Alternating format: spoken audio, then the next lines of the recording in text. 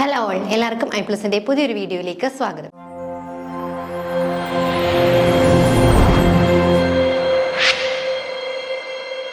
അപ്പോൾ നമ്മൾ അടുത്ത ക്വസ്റ്റ്യൻ ആണ് നോക്കാനായിട്ട് പോകുന്നത്. The international treaty which aim to protect endangered species of plants and animals through trade regulation, അല്ലേ? അതായത് എൻഡേഞ്ചേർഡ് ആനിമൽസിനെ പ്രൊട്ടക്റ്റ് ചെയ്യുക എന്ന ലക്ഷ്യത്തോടു കൂടിയുള്ള ആ ഒരു ഇന്റർനാഷണൽ ട്രീറ്റി ഏത് എന്നാണ് ചോദിച്ചിരിക്കുന്നത്. ക്യോട്ടോ പ്രോട്ടോകോൾ ആണോ, ബോൺ കൺവെൻഷൻ ആണോ, CITES ആണോ, റംസാർ കൺവെൻഷൻ ആണോ? നമുക്ക് ഈ ഓരോ ഓപ്ഷനും എന്താണെന്ന് നോക്കാം. ശരിക്കും CITES എന്ന് പറയുന്നത് convention on international trade in endangered species of wild fauna and flora എന്നതാണ് അതിന്റെ ഫുൾ ഫോം. ഈ ഒരു ഫുൾ ഫോം അറിയാവുന്ന ഒരാൾക്ക് ഒറ്റയടിക്ക് ഇതാണ് ഉത്തരമെന്ന് പറയാൻ പറ്റും. എന്നാൽ ഇതിന്റെ ഫുൾ ഫോം അറിയാത്ത ആളെ സംബന്ധിച്ച് കൺഫ്യൂസിങ് ആയി നിൽക്കാം. എങ്കിൽ പോലും ഇതിലെ ബാക്കി ഓപ്ഷൻസ് നമുക്ക് എന്ത് ചെയ്യാൻ പറ്റും? എലിമിനേറ്റ് ചെയ്ത് കളയാൻ പറ്റും, അല്ലെ? ബാക്കി ഓപ്ഷൻസ് 3 നമുക്ക് അറിയാവുന്നതാണ്. ഈ ഒരെണ്ണം മാത്രമേ കാണൂ നമുക്ക് കുറച്ചൊന്ന് അറിയാത്തതായിട്ട്. അപ്പൊ നമുക്ക് അങ്ങനെയും വേണമെങ്കിൽ എന്ത് ചെയ്യാം, ആൻസറിലേക്ക് എത്താം. അപ്പോൾ CITES is an international agreement aimed at regulating international trade in endangered species to prevent their extinction, അല്ലെ? എൻഡേഞ്ചേർഡ് ആനിമൽസിന്റെ എക്സ്റ്റൻഷൻ പ്രിവെന്റ് ചെയ്യാനായിട്ട് ഉള്ളൊരു ഇതാണ് ഏതെന്ന് പറയുന്നത്, ഈ ഒരു കൺവെൻഷൻ CITES എന്ന് പറയുന്നത് convention on international trade in endangered species of wild fauna and flora. അതുകൂടാതെ നെക്സ്റ്റ് ഓപ്ഷൻ ആണ് ക്യോട്ടോ പ്രോട്ടോകോൾ, അല്ലെ? നമുക്ക് അറിയാവുന്ന ഒരു കാര്യമാണ്. Climate change and reducing greenhouse ഗ്യാസസിന്റെ എമിഷൻ റെഡ്യൂസ് ചെയ്യുക എന്നുള്ള ലക്ഷ്യത്തോടു കൂടിയുള്ളതാണ് ഏതെന്ന് പറയുന്നത്, ക്യോട്ടോ പ്രോട്ടോകോൾ എന്ന് പറയുന്നത്. അപ്പൊ CITES എന്ന് പറയുന്നത് എൻഡേഞ്ചേർഡ് ആനിമൽസിനെ പ്രൊട്ടക്ട് ചെയ്യുക അല്ലെങ്കിൽ അവയുടെ എക്സ്റ്റൻഷൻ പ്രിവെന്റ് ചെയ്യുക. അതുകൂടാതെ ക്യോട്ടോ പ്രോട്ടോകോൾ ഉണ്ട്. ക്യോട്ടോ പ്രോട്ടോകോൾ എന്ന് പറയുന്നത് ഗ്രീൻ ഹൗസ് ഗ്യാസുകളുടെ എമിഷൻ പ്രിവെന്റ് ചെയ്യുക എന്നുള്ള ലക്ഷ്യമാണ്. നെക്സ്റ്റ് ബോൺ കൺവെൻഷൻ നമുക്കറിയാം. It's also a convention on migratory species. It aim to conserve migratory species and their habitat, അല്ലെ? ദേശാടനം എന്നൊക്കെ പറയത്തില്ലേ, മൈഗ്രേറ്ററി സ്പീഷീസ്, അവയെ പ്രൊട്ടക്ട് ചെയ്യുകയും അവയുടെ ഹാബിറ്റ് പ്രൊട്ടക്ട് ചെയ്യുകയും ചെയ്യുക എന്നുള്ള ലക്ഷ്യത്തോടു കൂടിയുള്ളതാണ് ബോൺ കൺവെൻഷൻ എന്ന് പറയുന്നത്. നെക്സ്റ്റ് ആണ് എന്തെന്ന് പറയുന്നത്, റംസാർ കൺവെൻഷൻ എന്ന് പറയുന്നത്. Focuses on the conservation and അല്ലെ സസ്റ്റൈനബിൾ യൂസ് ഓഫ് വെറ്റ്ലാൻഡ്സ്. കൺസർവേഷനും അതുകൂടാതെ വെറ്റ്ലാൻഡ്സിന്റെ അല്ലെ വെറ്റ്ലാൻഡ്സിന്റെ കൺസർവേഷൻസിന് വേണ്ടിയിട്ടുള്ളതാണ് റംസാർ കൺവെൻഷൻ എന്ന് പറയുന്നത്. അപ്പൊ നമുക്ക് ഈ ഒരു ഓപ്ഷൻസ് കുറേയൊക്കെ ഈസി ആണല്ലേ. അപ്പൊ നമ്മളോട് ചോദിച്ചിരിക്കുന്നത് എന്ന് പറയുന്നത് എന്താണ്, which treaty aims to the protection of endangered species of plants. Endangered ആയിട്ടുള്ള പ്ലാന്റ്സിന്റെയും ആനിമൽസിന്റെയും അല്ലെ അവയുടെ കൺസർവേഷനെ ലക്ഷ്യമാക്കിയിട്ടുള്ള കൺവെൻഷൻ ഏതെന്നായിരുന്നു ചോദിച്ചിരുന്നത്. ക്യോട്ടോ പ്രോട്ടോകോൾ എന്ന് പറയുമ്പോൾ എന്താണ്, ഗ്രീൻ ഹൗസ് ഗ്യാസസിന്റെ എമിഷൻ ആണ്, അല്ലെ? ഗ്രീൻ ഹൗസ് ഗ്യാസസിന്റെ എമിഷൻ റെഡ്യൂസ് ചെയ്യുന്നു. ബോൺ കൺവെൻഷൻ എന്ന് പറയുന്നത് മൈഗ്രേറ്ററി സ്പീഷീസുകളെ കുറിച്ചുള്ളതാണ്.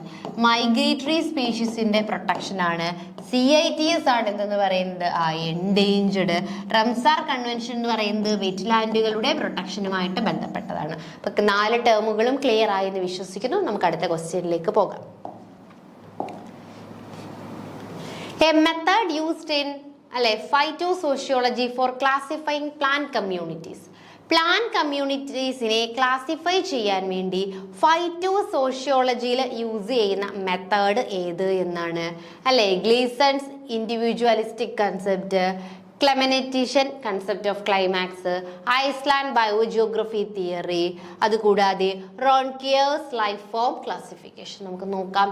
ആദ്യം നമുക്ക് എന്താണ് സൈറ്റോസോഷ്യോളജി. നമ്മളോട് ചോദിച്ച ക്വസ്റ്റ്യൻ എന്താ, സൈറ്റോസോഷ്യോളജിയിൽ പ്ലാന്റ്സിനെ ക്ലാസിഫൈ ചെയ്യുന്നത് എങ്ങനെ. അപ്പൊ ആദ്യം നിങ്ങൾ എന്ത് മനസ്സിലാക്കണം, എന്താണ് സൈറ്റോസോഷ്യോളജി എന്നുള്ളത് മനസ്സിലാക്കണം. എവിടെയാണ് സൈറ്റോസോഷ്യോളജി എന്നുള്ളത് മനസ്സിലാക്കണം. സോ സൈറ്റോസോഷ്യോളജി നോക്കാം. It is a study of plant communities focusing on the composition, structure and dynamic vegetation. അപ്പോൾ സൈറ്റോസോഷ്യോളജി എന്ന് പറയുന്നത് എന്താണ്, സ്റ്റഡി ഓഫ് പ്ലാന്റ് കമ്മ്യൂണിറ്റീസ് ആണ്, അല്ലെ? പ്ലാന്റ് കമ്മ്യൂണിറ്റീസിന്റെ സ്റ്റഡി ഫോക്കസിങ് ഓൺ അവയുടെ കോമ്പോസിഷനെയും സ്ട്രക്ചറിനെയും വെജിറ്റേഷൻസിനെയും ബേസ് ചെയ്തുകൊണ്ടുള്ള പ്ലാന്റ് കമ്മ്യൂണിറ്റീസിന്റെ സ്റ്റഡിയാണ് സൈറ്റോ സോഷ്യോളജി എന്ന് പറയുന്നത്. അത് എന്തൊക്കെ എക്സാമിൻ ചെയ്യുമെന്ന് ചോദിച്ചു കഴിഞ്ഞാൽ റിലേഷൻഷിപ്പ് ബിറ്റ്വീൻ പ്ലാന്റ് സ്പീഷീസ് അല്ലെ, പ്ലാന്റ് സ്പീഷീസുകൾ തമ്മിലുള്ള റിലേഷൻഷിപ്പ്, അവയുടെ environment and the ecological process that shape plant community അല്ലെ. അപ്പം ഫൈറ്റോ സോഷ്യോളജി എന്ന് പറയുന്നത് പ്ലാന്റ് കമ്മ്യൂണിറ്റീസിനെ കുറിച്ചുള്ള സ്റ്റഡിയാണ്.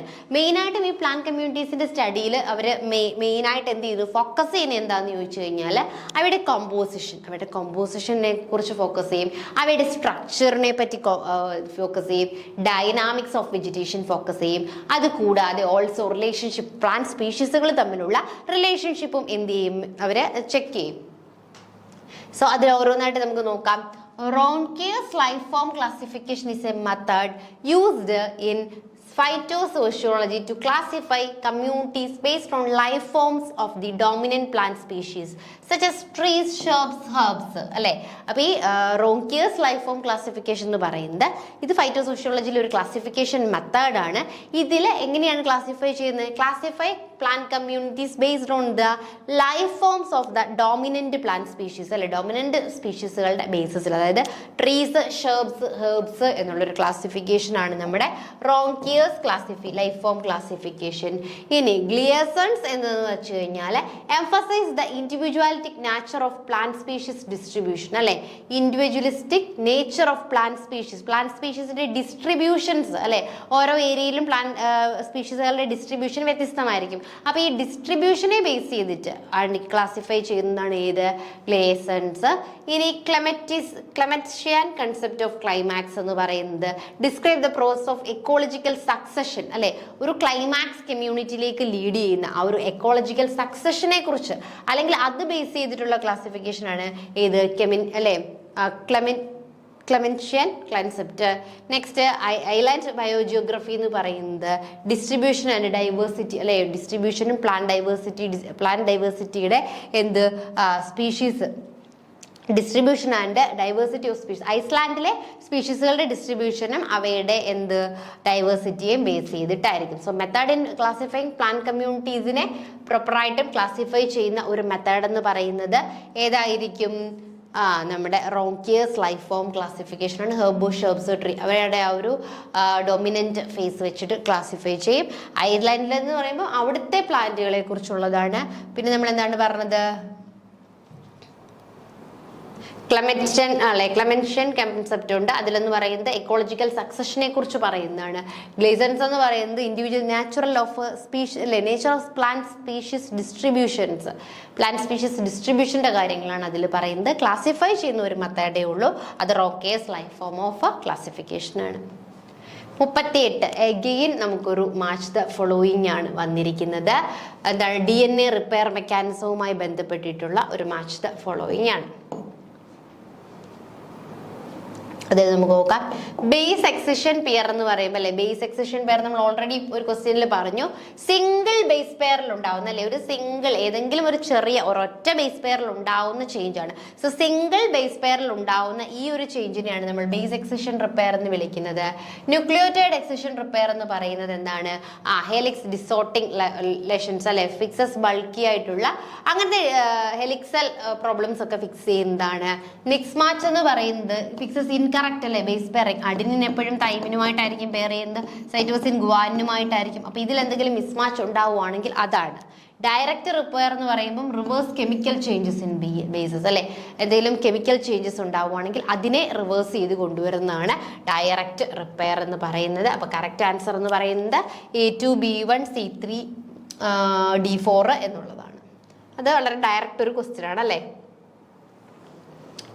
നെക്സ്റ്റ് അടുത്തൊരു മാച്ച് ദ ഫോളോയിങ് ആണ്. Again match the following signal transduction pathway in list 1, associated signalling molecule in list 2. ഇപ്പം list 1ഉം list 2ഉം 2 ലിസ്റ്റായിട്ട് കൊടുത്തിട്ടുണ്ട്. അപ്പോൾ ഇതിൽ എന്താണ്, ഒന്നിൽ നമ്മുടെ സിഗ്നൽ ട്രാൻസ്ഡക്ഷൻ പാത്വേ ആണ്, അതുകൂടാതെ അതിൻ്റെ അസോസിയേറ്റിംഗ് സിഗ്നൽ മോളിക്യൂൾസ് ഏതൊക്കെയാണെന്നാണ് ചോദിച്ചിരിക്കുന്നത്. G പ്രോട്ടീൻ കപ്പിൾഡ് റിസപ്റ്റേഴ്സ് നമുക്ക് ഓരോന്നായിട്ടും നോക്കാം. ആദ്യത്തേത് ജി പ്രോട്ടീൻ അല്ലെ. GPCRS എന്ന് പറയുന്നത് ഇറ്റ്സ് എ ന്യൂറോ ട്രാൻസ്മിറ്റേഴ്സ് അല്ലെങ്കിൽ hormones and other signalling molecule often user secondary Messenger ആയിട്ട് യൂസ് ചെയ്യുന്ന ആളാണ് ഈ GPCRS എന്ന് പറയുന്നത്. അപ്പൊ GPCRS എന്ന് പറയുന്നത് എന്താണ്? ന്യൂറോ ട്രാൻസ്മിറ്റർ ആണ് അല്ലെ. ന്യൂറോ ട്രാൻസ്മിറ്റേഴ്സ് ആണ്. അത് കൂടാതെ ഹോർമോൺസ് ആണ്. ന്യൂറോ ട്രാൻസ്മിറ്റേഴ്സ്, ഹോർമോൺസ് അല്ലെങ്കിൽ സിഗ്നലിംഗ് മോളിക്യൂൾസ് അല്ലെങ്കിൽ സെക്കൻഡറി മെസ്സഞ്ചേഴ്സ് ഒക്കെ ആയിട്ട് ആക്ട് ചെയ്യുന്ന ആൾക്കാരാണ്. അതിൽ എക്സാമ്പിൾ എന്ന് പറയുമ്പോൾ tyrosine kinase receptors are activated by growth factors. Sorry, അടുത്തതാണ് കേട്ടോ ടൈറോസിൻ കൈനേസ് എന്ന് പറയുന്നത്. ഓക്കെ, മാച്ച് ദ ഫോളോവിങ് ആണിത്.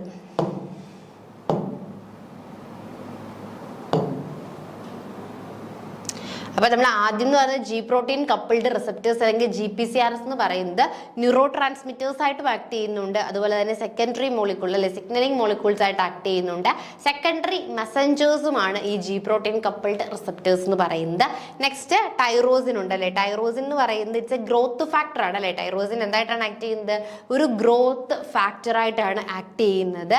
അത് നമ്മുടെ ഇൻസുലിനും ഒക്കെ എന്താണ് ഒരു ഗ്രോത്ത് ഫാക്ടർ ആയിട്ട് ആക്ട് ചെയ്യുന്നു. പിന്നെ നമ്മുടെ അയൺ ചാനൽ അല്ലെ, അയൺ ചാനൽ ലിങ്ക്ഡ് റിസപ്റ്റേഴ്സ് ഉണ്ട്. അതും എന്തായിട്ട് ആക്ട് ചെയ്യുന്നുണ്ട്? ന്യൂറോ ട്രാൻസ്മിറ്റേഴ്സ് ആയിട്ട് ആക്ട് ചെയ്യുന്നുണ്ട്. അത് കൂടാതെ അവ മെയിനായിട്ട് ന്യൂറോ ഇതിൽക്കാട്ടിലും അല്ലെ ജി പ്രോട്ടീൻ കപ്പിൾഡിനെക്കാട്ടിലും കൂടുതലായിട്ടും ഒരു ന്യൂറോ ട്രാൻസ്മിറ്റേഴ്സ് ആയിട്ട് ആക്ട് ചെയ്യുന്നുണ്ട്? നമ്മുടെ അയൺ ചാനൽ ആക്ട് ചെയ്യുന്നുണ്ട്. അയൺ ചാനൽസ് ന്യൂറോ ട്രാൻസ്മിറ്റേഴ്സ് ആയിട്ട് ആക്ട് ചെയ്യുന്നുണ്ട്. അത് കൂടാതെ എന്ത് ചെയ്യുന്നുണ്ട്?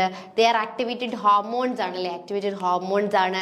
ഡിഫ്യൂസ് ത്രൂ സെൽ മെമ്പറിലൂടെ ഡിഫ്യൂസ് ചെയ്യുന്ന ആൾക്കാരാണ്. അപ്പോൾ ഇവരൊക്കെയാണ് എന്ത് പറയുന്നത്? അയൺ ചാനൽ ലിങ്ക്ഡ് റിസപ്റ്റർ എന്ന് പറയുന്നത്.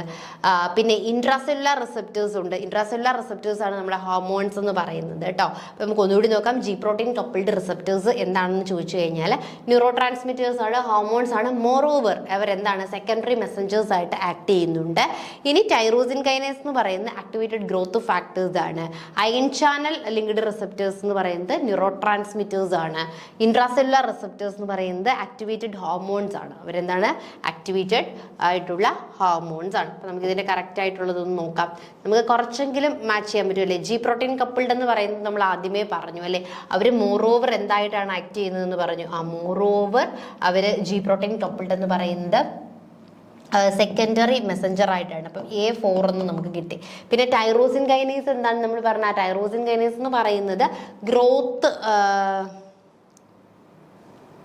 അല്ലേ. തൈറോസിൻ കൈനേസ് നമ്മൾ പറഞ്ഞു ഗ്രോത്ത് ഫാക്ടർ ആയിട്ടും അല്ലെങ്കിൽ ന്യൂറോ ട്രാൻസ്മിറ്റേഴ്സും ഒക്കെ ആയിട്ടും അവരും എന്ത് ചെയ്യുന്നുണ്ട്? ആക്ട് ചെയ്യാറുണ്ട് എന്നാണ് നമ്മൾ പറയുന്നത്. അപ്പോൾ നമ്മുടെ കറക്റ്റ് ഓപ്ഷൻ ആയിട്ട് നമ്മുടെ ഇതിൽ കൊടുത്തിട്ടുള്ളത് എന്ന് പറയുന്നത് A4, B3, C2, D1. ഇതൊക്കെ ചില സമയത്ത് നമുക്ക് എന്ത് ചെയ്യാം? ചേഞ്ച് വരാം. കീഴിലുള്ളതാണെങ്കിലും ചില കാര്യങ്ങളൊക്കെ ഈ ഒരു ആൻസേഴ്സിൽ നമുക്ക് എന്ത് ചെയ്യാറുണ്ട്? അങ്ങോട്ടും ഇങ്ങോട്ടൊക്കെ ചെറിയ മാറ്റങ്ങളൊക്കെ വന്ന് കിടപ്പുണ്ട്. അപ്പോൾ അതൊക്കെ ചിലപ്പോൾ ആരെങ്കിലും ഒക്കെ എന്ത് ചെയ്തു? ഫയൽ ചെയ്ത ശേഷം ചിലപ്പോൾ അത് മാറാനായിട്ട് സാധ്യതയുണ്ട്.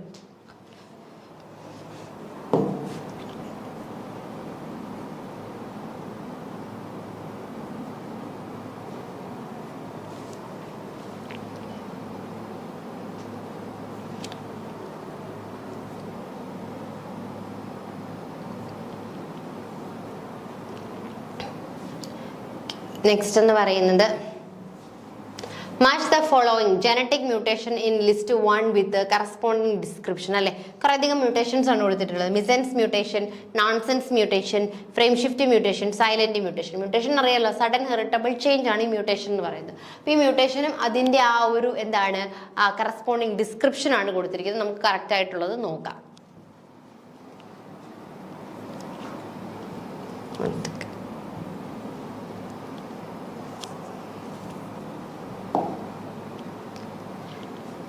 സോ നമ്മുടെ കറക്റ്റ് എന്ന് പറയുന്നത് ഫസ്റ്റ് എന്താണ്? മിസെൻസ് മ്യൂട്ടേഷൻ ആണ് അല്ലെ. മിസെൻസ് മ്യൂട്ടേഷൻ എന്ന് പറയുന്നത് എന്താണ്? Alter the amino acid sequence. Amino acid സീക്വൻസുകളെ ഓൾട്ടർ ചെയ്യുന്നതാണ് മിസെൻസ് മ്യൂട്ടേഷൻ എന്ന് പറയുന്നത്. അമിനോ ആസിഡ് സീക്വൻസുകളെ ഓൾട്ടർ ചെയ്യുന്നു. നെക്സ്റ്റ് നോൺസെൻസ് മ്യൂട്ടേഷൻ ഉണ്ടല്ലേ. നോൺസെൻസ് മ്യൂട്ടേഷൻ എന്ന് പറഞ്ഞു കഴിഞ്ഞാൽ എന്താണ്? ഇൻട്രൊഡ്യൂസ് പ്രിമച്ചുർ ആയിട്ടുള്ള ഒരു സ്റ്റോപ്പ് കോഡോണിനെ ഇൻട്രൊഡ്യൂസ് ചെയ്യുന്നതാണ് നോൺസെൻസ് ആയിട്ടുള്ള കോഡോൺ എന്ന് പറയുന്നത്. ഫ്രെയിം ഷിഫ്റ്റ് മ്യൂട്ടേഷൻ ഉണ്ടല്ലേ. ഫ്രെയിം ഷിഫ്റ്റ് നമുക്ക് എല്ലാവർക്കും അറിയാവുന്ന വളരെയധികം എളുപ്പമായിട്ടുള്ളതാണ് ഫ്രെയിം ഷിഫ്റ്റ് എന്ന് പറയുന്നത്. Caused by the insertion or left shift ചെയ്യുക, ഒന്നെങ്കിൽ ഒരു ന്യൂക്ലിയോടൈഡ് ബേസിന്റെ ഇൻസേർഷൻ അല്ലെങ്കിൽ അതിന്റെ ഡിലീഷൻ. അപ്പോൾ ഇൻസേർഷനോ ഡിലീഷനോ വഴി കോസ് ചെയ്യുന്നതാണ് ഫ്രെയിം ഷിഫ്റ്റ്. അത് നമുക്ക് കൺഫേം ആണല്ലേ. C4 എന്നുള്ള C അല്ലേ ഫ്രെയിം ഷിഫ്റ്റ് എന്ന് പറയുന്നത് C ആണല്ലേ. അപ്പം C4 എന്നുള്ളത് നമുക്ക് കൺഫേം ആണ്. C4 എന്ന് പറയുന്ന ഒരൊറ്റ ഓപ്ഷൻ, ഈ ഒരെണ്ണം അറിയാമെങ്കിൽ മാത്രം മതി, നമുക്ക് എന്ത് കിട്ടും?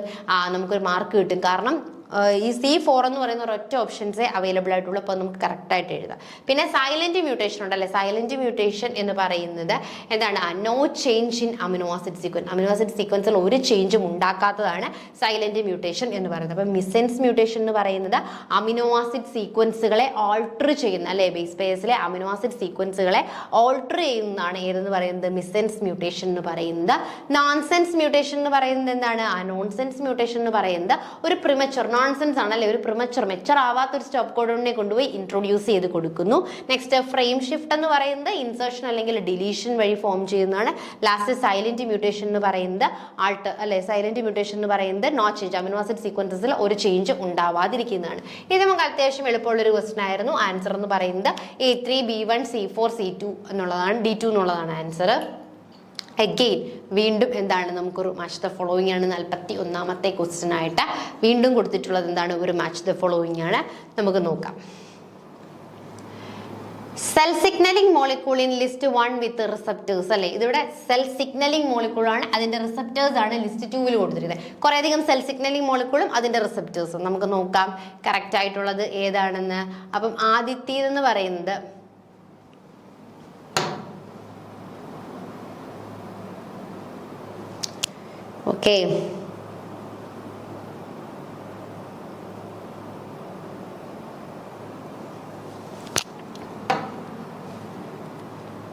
ഓക്കെ, അപ്പൊ നമുക്ക് അതൊന്ന് നോക്കാം. ഇവിടെ നമുക്ക് ഫസ്റ്റ് എന്ന് പറയുന്നത് എന്താണ്? അസറ്റൈൽ കൊളൈൻ ആണ് അല്ലെ. അസറ്റൈൽ കൊളൈൻ എന്ന് പറയുന്നത് ഏതായിരിക്കും? ലിഗാൻ ഗേറ്റഡ് അയോൺ ചാനലാണ് അല്ലെ. ലിഗാൻ ഗേറ്റഡ് അയോൺ ചാനലാണ്. അതൊരു ന്യൂറോ ട്രാൻസ്മിറ്റർ ആണ്. അത് എന്ത് ചെയ്യുന്നുണ്ട്? ബൈൻഡ് ചെയ്യുവാണ് അല്ലെ. നമ്മുടെ നിക്കോട്ടിൻ റിസപ്റ്റേഴ്സിനെയൊക്കെ ബൈൻഡ് ചെയ്യുന്ന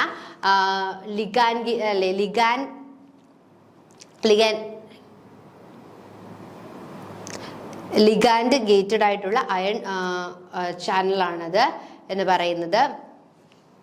പിന്നെ നമ്മൾ പറയുന്നത് ഏതാണ്? നെക്സ്റ്റ് ആയിട്ട് നമുക്ക് ഉള്ള ഓപ്ഷൻ എന്ന് പറയുന്നത് ഇൻസുലിൻ ആണ് അല്ലേ. ഇൻസുലിൻ നമുക്ക് എല്ലാവർക്കും അറിയാം. ഇൻസുലിൻ വളരെ സിമ്പിൾ ആയിട്ടുള്ളൊരു ഓപ്ഷനാണ്. എല്ലാത്തിനും ഒരു സിമ്പിൾ ഓപ്ഷൻ ആണ്. B3 ആണ് അല്ലേ. ടൈറോസിൻ കൈനേസ് റിസപ്റ്റേഴ്സ് ആണ് ഇൻസുലിൻ എന്ന് പറയുന്നത്. എപ്പിഡെർമൽ ഗ്രോത്ത് ഫാക്ടർ അല്ലേ. ഗ്രോത്ത് ഫാക്ടർ എന്ന് പറയുന്നത് G പ്രോട്ടീൻ കപ്പിൾഡ് ആയിട്ടുള്ള റിസപ്റ്റേഴ്സ് ആണ്. Epidermal growth factor G protein coupled ആണ്. പിന്നെ നമ്മൾ എന്താണ് പറഞ്ഞത്? നാലാമത്തേതാണ് അല്ലേ. നാലാമത്തേത് C എന്ന് പറയുന്നത് കോർട്ടിസോൾ ആണ്. കോർട്ടിസോൾ എന്ന് പറയുന്നത് ഏതാണ്? ഇൻട്രാസെല്ലുലാർ റിസപ്റ്റേഴ്സ് ആണ് നമ്മുടെ കോർട്ടിസോൾ എന്ന് പറയുന്നത്. അപ്പോൾ ഇതും നമുക്ക് മാച്ച് ദ ഫോളോയിങ് നമ്മൾ കൂടുതൽ എക്സ്പ്ലെയിൻ ചെയ്യുന്നില്ല, അതിൽ തന്നെ കറക്റ്റായിട്ട് എന്ത് ചെയ്തിട്ടുണ്ട്? പറഞ്ഞിട്ടുണ്ട് അല്ലേ. അസറ്റോകൊളൈൻ എന്ന് പറയുന്നത് ലിഗാൻഡേറ്റഡ് അയൺ ചാനൽസ് ആണ്. ഇൻസുലിൻ എന്ന് പറയുന്നത് ടൈറോസിൻ കൈനേസ് റിസപ്റ്റേഴ്സ് ആണ്. എപ്പിഡെർമൽ ഗ്രോത്ത് ഫാക്ടർ എന്ന് പറയുന്നത് G പ്രോട്ടീൻ കപ്പിൾഡ് റിസപ്റ്റേഴ്സ് ആയിരിക്കും. കോർട്ടിസോൾ എന്ന് പറയുന്നത് ഇൻട്രാസെല്ലുലാർ റിസപ്റ്റേഴ്സും ആയിരിക്കും. അങ്ങനെയാണ് ഇതിന്റെ ആൻസർ എന്ന് പറയുന്നത്. നെക്സ്റ്റ് നമ്മുടെ മാച്ച് ദ ഫോളോയിങ് ആണ്. ക്രൊമാറ്റിൻ.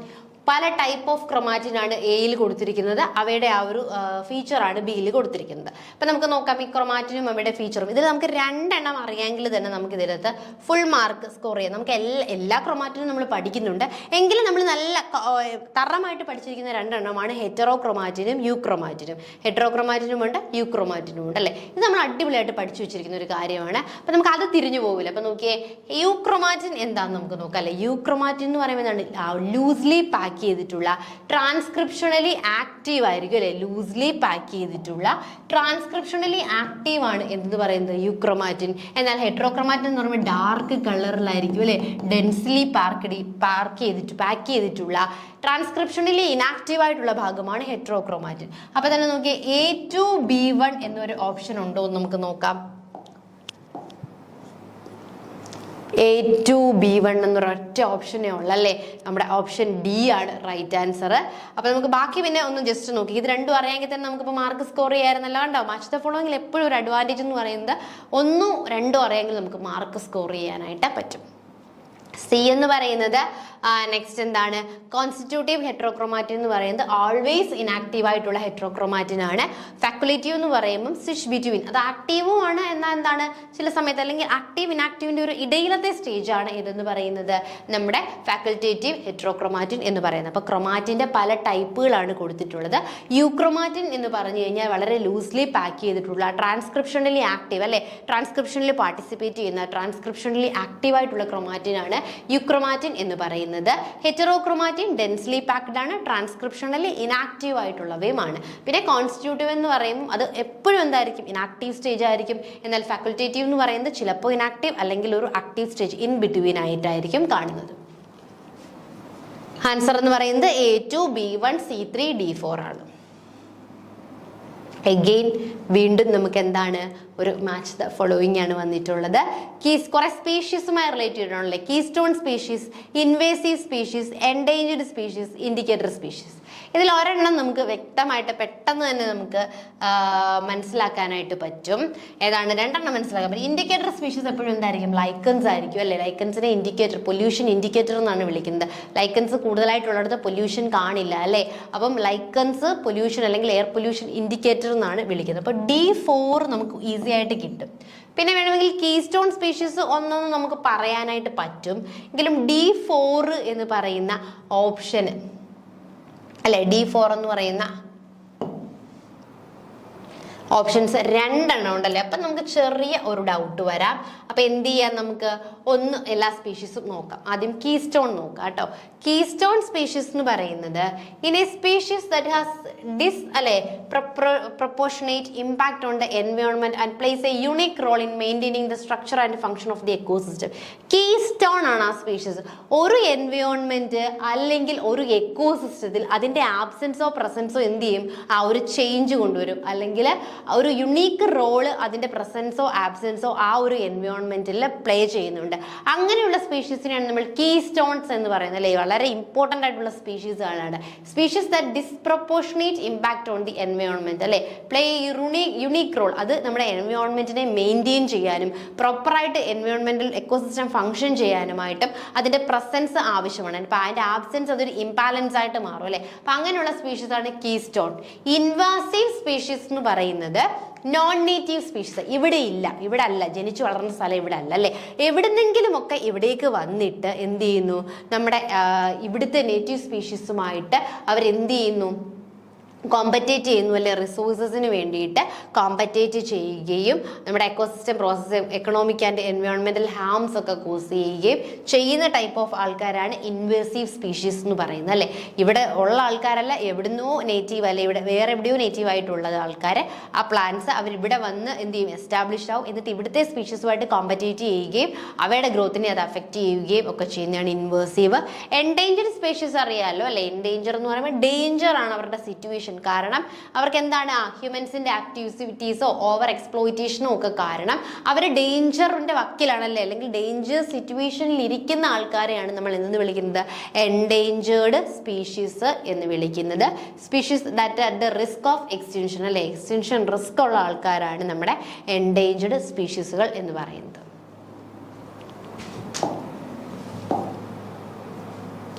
ഇനി indicator species serve as A indicator അല്ലേ.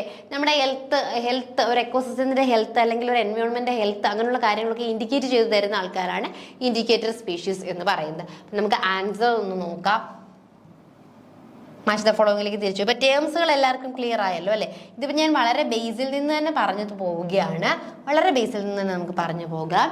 അതായത് നോക്കി, കീസ്റ്റോൺ സ്പീഷീസ് ഉണ്ടല്ലേ. കീസ്റ്റോൺ സ്പീഷീസ് എന്ന് പറയുമ്പോൾ എന്താ അതിന്റെ പ്രത്യേകത, ആ ഒരു സ്പീഷീസിന്റെ പ്രസൻസ് അല്ലെങ്കിൽ ആബ്സെൻസ് ആ ഒരു എൻവയോൺമെന്റിൽ ചേഞ്ചസ് കൊണ്ടുവരാൻ പറ്റും അല്ലെ. അല്ലെങ്കിൽ എൻവയോൺമെന്റൽ ബാലൻസ് മെയിൻറ്റെയിൻ ചെയ്യുന്നതിന് സഹായിക്കുന്ന സ്പീഷീസുകളാണ് എന്ന് പറയുന്നത് കീസ്റ്റോൺ സ്പീഷീസുകൾ എന്ന് പറയുന്നത്. അതിന് എക്സാമ്പിൾ ആണ് നമ്മുടെ CO2s ഇൻ കെൽപ് ഫോറസ്റ്റ് എന്ന് പറയുന്നത്. ദെൻ ഇൻവേസീവ് സ്പീഷീസ് എന്ന് പറഞ്ഞാൽ എന്താണ്?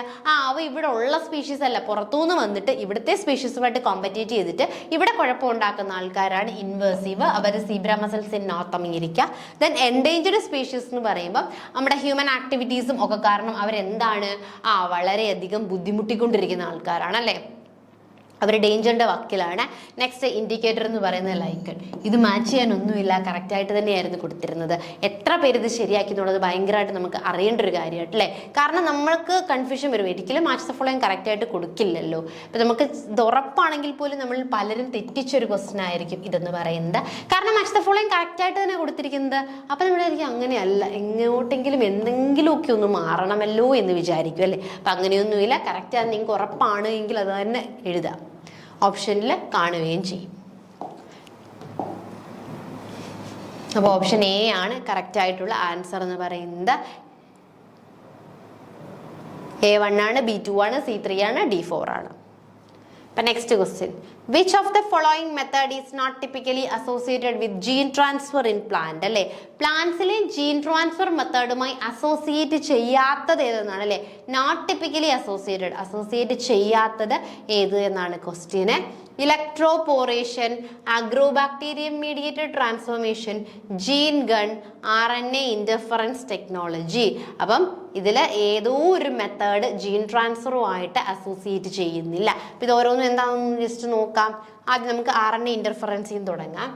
Technology method used to silence specific genes അല്ലെ. RNA ഇന്റർഫറൻസ് ആണ്, സ്പെസിഫിക് ആയിട്ടുള്ള ഒരു ജീനിന്റെ ആക്ടിവിറ്റിയെ സൈലൻസ് ചെയ്യുന്ന ആൾക്കാരാണ് അല്ലെ. അവരുടെ ആക്ടിവിറ്റി എന്ത് ചെയ്യുന്നില്ല, ചെയ്യാൻ സമ്മതിക്കുന്നില്ല, അവരെ സൈലൻസ് ചെയ്ത് നിർത്തുന്ന ആളാണ് ആരെന്ന് പറയുന്നത്, RNA ഇന്റർഫറൻസ് എന്ന് പറയുന്നത്. അതെന്ത് ചെയ്യുന്നില്ല, ജീൻ ട്രാൻസ്ഫറിൽ ഉപയോഗിക്കുന്നില്ല. ഇവിടെ എന്താ ചെയ്യുന്നതെന്ന് ചോദിച്ചു കഴിഞ്ഞാൽ സ്പെസിഫിക് ജീനിന്റെ ആക്ടിവിറ്റി എന്ത് ചെയ്യുകയാണ്, സൈലൻസ് ചെയ്യുകയാണ് അവർ ചെയ്യുന്നത്.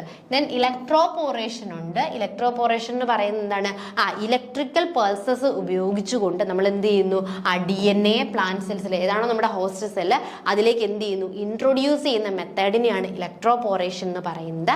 ഇനി അഗ്രോബാക്ടീരിയം മീഡിയേറ്റഡ് ട്രാൻസ്ഫോർമേഷൻ ഉണ്ട്. അതിൽ തന്നെ പേരിൽ തന്നെ ഉണ്ട് അല്ലേ, യൂസിങ് ബാക്ടീരിയ യൂസ് ചെയ്തുകൊണ്ട് DNA എന്ത് ചെയ്യുന്നു, ഡെലിവർ ചെയ്യുകയാണ് ചെയ്യുന്നത്. ജീൻ ഗൺ അല്ലെങ്കിൽ ബയോളിസ്റ്റിക് മെത്തേഡ് ഉണ്ട്. അവിടെ high pressure gas to shoot DNA coated particles into plant cells. High pressure ആയിട്ടുള്ള ഗ്യാസ് ഉപയോഗിച്ചുകൊണ്ട് നമ്മൾ എന്ത് ചെയ്യുന്നു, ഗൺ മെത്തേഡാണ് അല്ലെ, ഷൂട്ട് ചെയ്തുകൊണ്ട് നമ്മൾ DNA ഹോസ്റ്റ് സെൽസിലേക്ക് അല്ലെങ്കിൽ പ്ലാന്റിന്റെ സെൽസിലേക്ക് ഇൻട്രൊഡ്യൂസ് ചെയ്യുകയാണ് ചെയ്യുന്നത്. അപ്പോൾ നമ്മുടെ ക്വസ്റ്റ്യനിലേക്ക് ഒന്നുകൂടി പോയി കഴിഞ്ഞാൽ which of the following method is not typically associated with gene transfer. Gene ട്രാൻസ്ഫറുമായിട്ട് ബന്ധമില്ലാത്ത കാര്യമാണ് ചോദിച്ചിരിക്കുന്നത് അല്ലേ. അപ്പോൾ ആദ്യത്തെ ഓപ്ഷൻ ആയിട്ടുള്ള ഇലക്ട്രോപോറേഷൻ എന്ന് പറയുന്നത് ഇലക്ട്രിക്കൽ പൾസ് ഉപയോഗിച്ചുകൊണ്ട് DNA എന്ത് ചെയ്യുന്നു, പ്ലാന്റ് സെല്ലിലേക്ക് ട്രാൻസ്ഫർ ചെയ്യുന്നു.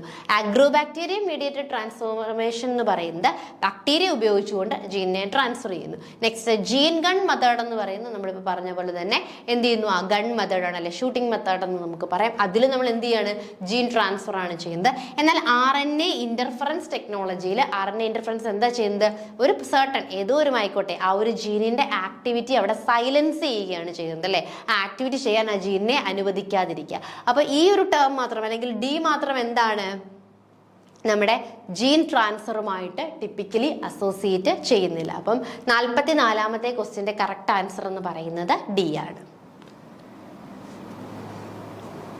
അപ്പം നമുക്ക് അടുത്ത ക്വസ്റ്റ്യനിലോട്ട് പോകാം.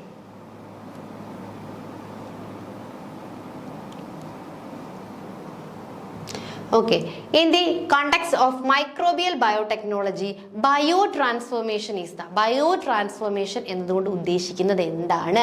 ബയോടെക്നോളജിയിലെ മൈക്രോബിയൽ ബയോടെക്നോളജിയിലെ ബയോട്രാൻസ്ഫോർമേഷൻ എന്നുള്ളൊരു ടേം കൊണ്ട് ഉദ്ദേശിക്കുന്നത് എന്തെന്നാണ് ചോദിച്ചിരിക്കുന്നത്. കൺവേർഷൻ ഓഫ് ബയോമാസിനെ എനർജി ആക്കി കൺവേർട്ട് ചെയ്യുന്നതാണോ? Process by which microorganism alter the chemical structure of compounds. ഈ മൈക്രോ ഓർഗാനിസംസ് എന്ത് ചെയ്യുന്നു, ഒരു കോമ്പൗണ്ടിന്റെ കെമിക്കൽ സ്ട്രക്ചർ ആൾട്ടർ ചെയ്ത് വേറൊന്നാക്കി ആക്കി കൺവേർട്ട് ചെയ്യുന്നതാണോ, അല്ലെങ്കിൽ genetic modification of microorganisms ആണോ, അല്ലെങ്കിൽ application of antibiotic in disease control ആണോ എന്നാണ് ചോദിച്ചിട്ടുള്ളത്. അപ്പൊ ആദ്യം ബയോ ട്രാൻസ്ഫോർമേഷൻ എന്താണെന്ന് മനസ്സിലാക്കണം.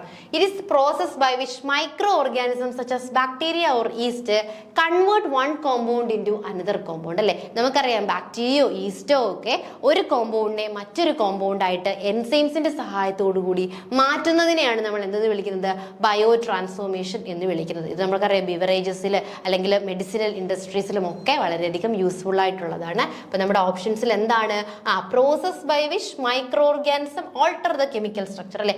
ഒരു കോമ്പൗണ്ടിന്റെ കെമിക്കൽ സ്ട്രക്ചർ ഓൾട്ടർ ചെയ്തുകൊണ്ട് ഒന്നിനെ മറ്റൊന്നായിട്ട് മാറ്റുന്നു. ആര്, micro organisms, most commonly bacteria അല്ലെങ്കിൽ ഈസ്റ്റ്. ആ ഒരു ടേമിനെയാണ് നമ്മൾ എന്ത് വിളിക്കുന്നത്, ബയോ ട്രാൻസ്ഫോർമേഷൻ എന്ന് വിളിക്കുന്നത്. ആ പേര് തന്നെ ഉണ്ടല്ലേ, ബയോ മീൻസ് ജീവനുള്ള വസ്തു ഉപയോഗിച്ചുകൊണ്ട് ഒന്നിനെ മറ്റൊന്നായി മാറ്റുന്നു, ട്രാൻസ്ഫോം ചെയ്യുന്നു.